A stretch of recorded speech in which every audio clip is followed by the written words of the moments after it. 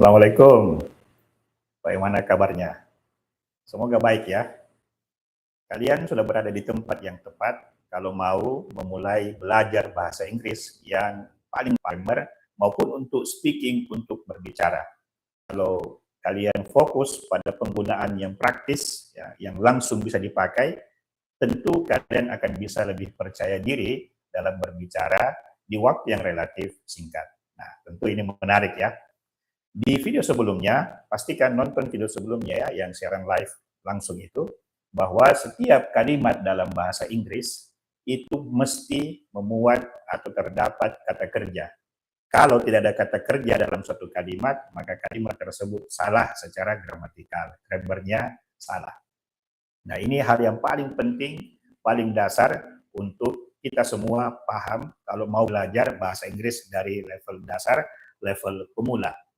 Nah, kalau mau lancar berbicara, tentu kata kerja yang paling sering dipakai adalah to be. Ya, jadi to be itu adalah kata kerja. Nah, tahu enggak kalau to be itu bisa dikelompokkan menjadi 5. Ya, 5 bentuknya. Pertama adalah bentuk base form. Base formnya to be adalah be and are. Saya ulangi, be and are. Kemudian ada bentuk untuk ketiga tunggal, third singular form. Dia adalah is. Jadi be and are, kemudian is. Nah, ada bentuk lampaunya, ada 2, yaitu was dan were. Was dan were. Selanjutnya ada bentuk present participle, yaitu being. Being. Dan terakhir ada been. Been. Ini adalah past participle. Jadi to be itu dari 5 bentuknya terdiri dari be, and, are, kemudian is, kemudian was, were, jadi bentuk past, was, were, kemudian ada being, dan terakhir ada been. Nah, inilah bentuk, ya, 5 bentuk kata kerja to be. Mungkin terdengar banyak ya, tetapi nggak usah khawatir. Di sini kita akan belajar dengan cara yang lebih mudah dipahami. Jadi grammarnya itu kita buat menjadi lebih mudah. Nah, setiap bentuk itu punya perannya masing-masing. Dan mungkin kita akan kasih contoh di video-video berikutnya. Nah, di Makassar English Plus ini, kita percaya bahwa Anda punya kemampuan, punya peluang, punya potensi untuk bisa lancar bicara bahasa Inggris dengan penuh percaya diri. Ini kita dukung supaya kalian bisa belajar dengan menemukan gaya yang paling cocok.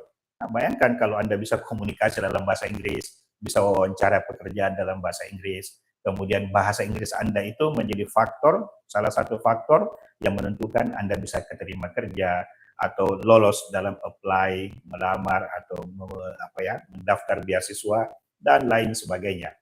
Dan ingat, tidak ada kata terlambat untuk belajar. Jadi setiap langkah yang diambil itu adalah untuk masa depan, investasi masa depan. Nah, tunggu apa lagi? Nah, saatnya mengambil tindakan dan mulai belajar bahasa Inggris kursus online seperti ini, bisa juga, lebih bagus malah. Nah, kalau kalian punya waktu, kalian punya kesempatan, maka kalian bisa meningkatkan kemampuan berbicara, bisa meningkatkan kemampuan memahami grammar dengan baik. Terima kasih. Nantikan video berikutnya, kita akan ulas lagi aturan dasar bahwa setiap kalimat itu mesti ada kata kerjanya.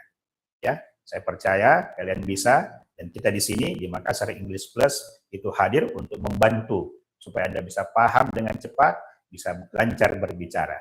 Kita sama-sama membuat masa depan lebih baik melalui penguasaan bahasa Inggris. Terima kasih. Assalamualaikum warahmatullahi wabarakatuh.